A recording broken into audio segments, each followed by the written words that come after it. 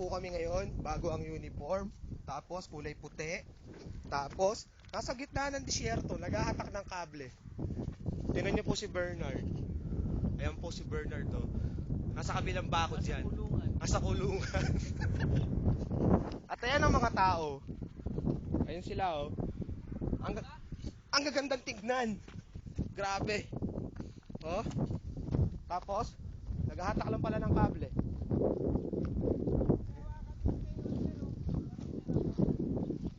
Ayan sila, oh.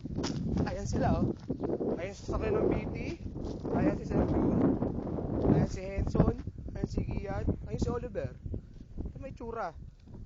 Padala natin sa OFW Diary. Ito yung binibinyagan yung mga bagong uniform namin. Hello po sa mga nanonood po. Magandang umaga po sa inyo lahat. Nandito po kami sa Gitna ng disyerto. Ayan. katrabaho po. Ang problema po namin, kakasuot lang po ng uniform namin, puting-puti. So ito po yung parusa sa amin ng opisina. Dahil kami naka-uniform ng bago. Kaya si Ian, tamo, tinatanggal na yung patakin. Kung nagsusuot ng kable, engineer yan, ha?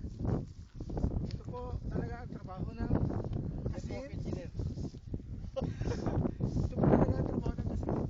Nadaya kami ni Oliver, hindi siya nag-uniform. Palaban. Bali naglelay po kami ng cable, telephone cable to, itong ginagawa namin. Mula Ito po sa yung- main building papunta sa kabilang building. Nakita mo to? Ayan, yung kabilang building. Warehouse lang yan actually, warehouse lang. Ayan. Actually po, yan po Sorry yung... guys, hindi kayo naka-ready. Alabang ka eh. Alabang si Oliver. Ito po talaga ang katas ng Saudi. Parang napanood ko kagabi yun. Natouch ako doon.